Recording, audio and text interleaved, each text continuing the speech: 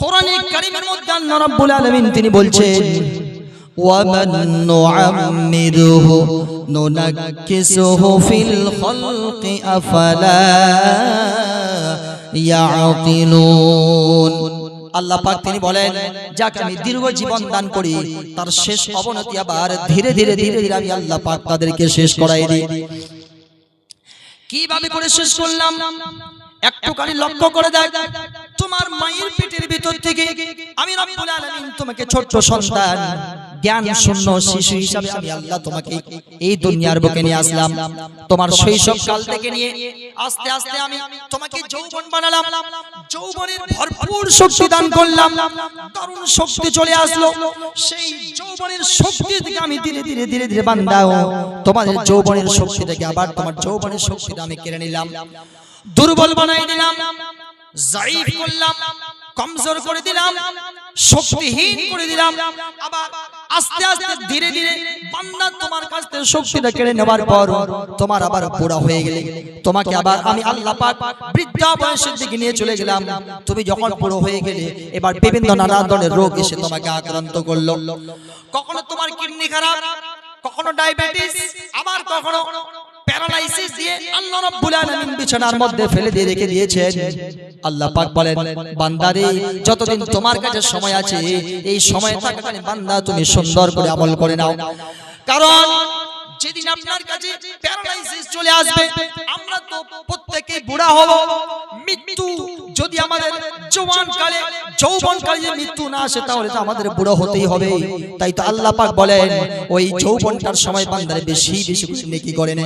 কারণ তুই যদি বুড়া হয়ে যাস, বুড়া হয়ে যাওয়ার পর আল্লাহর তরফ থেকে যদি প্যারালাইসিসের রোগ চলে আসে, আল্লাহ পাক প্যারালাইসিস রোগ দিয়ে এই বিছানার মধ্যে আল্লাহ রাব্বুল আলামিন তিনি ফেলে দিবেন। আর ফেলে দেওয়ার পর বান্দাও সেদিন তোমার মন চাইবে যে আজকে গিয়ে মসজিদের মধ্যে গিয়ে 2 রাকাত সালাত আদায় করব। কিন্তু যেদিন প্যারালাইসিসের রোগে আক্রান্ত হয়ে যাবে হাজারে চেষ্টা করলেও বান্দা তুমি কখনোই গিয়ে 2 রাকাত সালাত আদায় করতে পারবে না। সুতরাং সময় যতদিন আছে এই সময়টাকে মূল্যায়ন করতে হবে। সময় যেদিন শেষ হয়ে যাবে সেদিন হাজারে চেষ্টা করলেও আর কিছুই করা যাবে না। আল্লাহ পাক বলেন কি, কুল্লু নাফসিন যায়িকাতুল মাউত, every person will have to taste it. How many people living in this world? Every people will have to go back to the Lord. যত মানুষ পৃথিবীর বুকে বসবাস করছে প্রত্যেকটা মানুষকে মরে যেতে হবে। Every person will have to go back to the Lord. প্রত্যেকটা মানুষকে আল্লাহর দিকে ব্যাক ফিরে যেতে হবে। সুতরাং think about your death. তোমার মরণটা নিয়ে একটুখানি ভাবো। think about your death. মরণটা নিয়ে একটু ভাবো, গভীর নজর দিয়ে একটু ভাবো। হযরতে ওমর ফারুক রাদিয়াল্লাহু তাআলা তিনি বলতেন, মুতু ক্বাবলা আন তামুতু, মরার আগে একবার নিজেই মরে দেখো।